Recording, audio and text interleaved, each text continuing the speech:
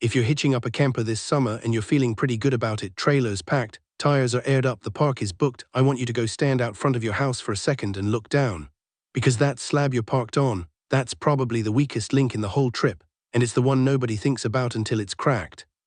So let's talk about it. Because it's July in Dayton, camper season is in full swing, and I see the same handful of driveway failures every single year around this time. Here's where it starts. A typical residential driveway around here gets poured about 4 inches thick over compacted stone. That's the standard, and honestly it's a good standard for what it's designed to do. 4 inches over a properly prepped base handles your car, your pickup, the mail truck rolling over the apron, all day long for 20 or 30 years. What it was never designed to do is hold a loaded travel trailer sitting in one spot for 3 weeks straight in August. And I get why more people are doing it.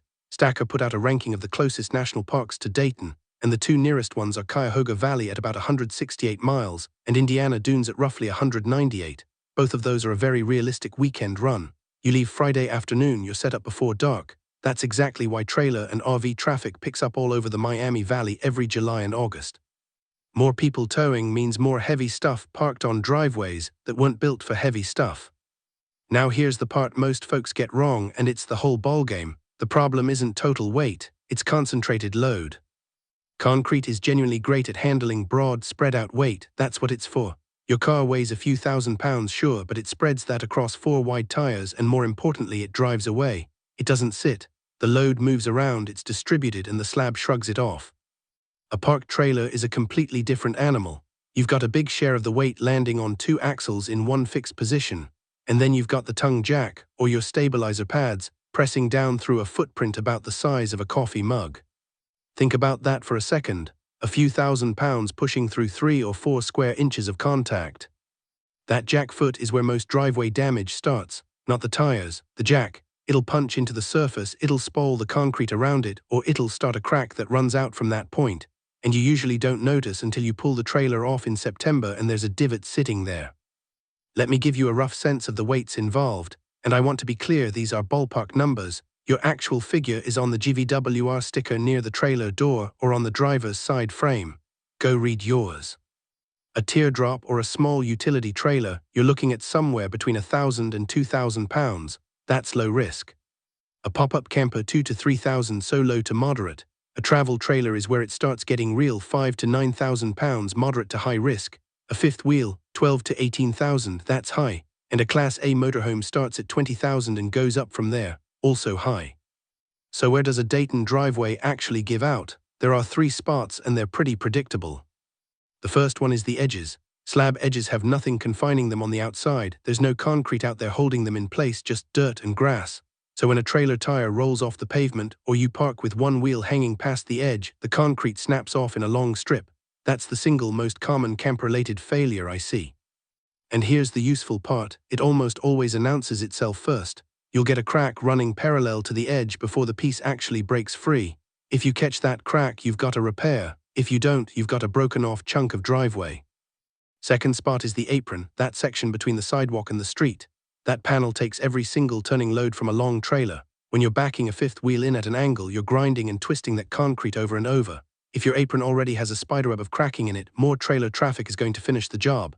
That panel often needs targeted repair before it turns into a full replacement, and the window for that is smaller than people think. Third is the ground underneath, and this one's specific to us. Southwest Ohio soil holds a lot of clay. Clay moves with moisture, a dry stretch in July shrinks it down, then one heavy Miami Valley storm swells it right back up. Do that a few times and you get voids. Now you've got a slab bridging a soft spot with nothing supporting it from below. Park a camper on top of that and you get a cracked panel that starts to rock when you walk across it. Alright, so what do you actually do about it? Some of this is genuinely cheap and takes 10 minutes. Put a wide pad under every jack and every stabilizer. A scrap of pressure-treated lumber works. A proper leveling block works better. Either way, you're spreading that load across a much bigger area, and that alone prevents most of the damage I'm describing. Don't park a loaded trailer within about a foot of any slab edge. Give it room.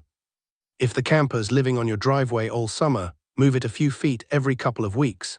Don't leave it sitting on the same patch from June to September. Keep water off the subgrade.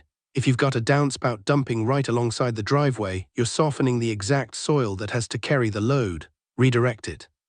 And look for new cracks after the first heavy park. Fresh cracking that shows up under load isn't cosmetic, that's the slab telling you something. Now repair or replace, because not every crack means a new driveway, and I'd rather be straight with you about that.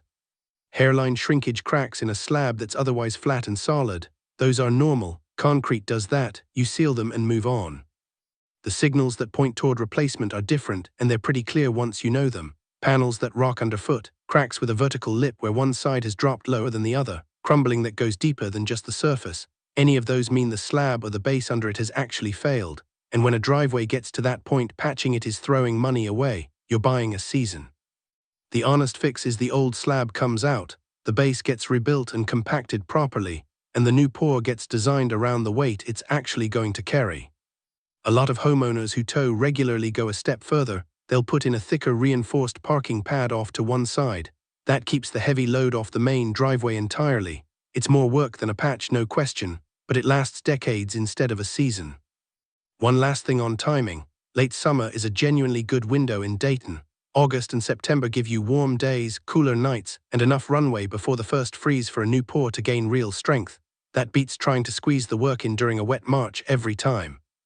And if you're already lining up exterior projects for the back half of the year, this is the natural moment to knock out that settled walkway or the front path or the patio you've been putting off, since the crew and the equipment are already on site. So look, we're Concrete Contractors, Dayton, Ohio, and we work all over Dayton, Kettering, Beavercreek, Huber Heights, Centerville, and the rest of the Miami Valley. If you're not sure whether what you're looking at is a repair or a rebuild, send us a few photos and we'll tell you straight. Or just call us at 937-939-2611. We'll come out and take a look at it. No pressure either way.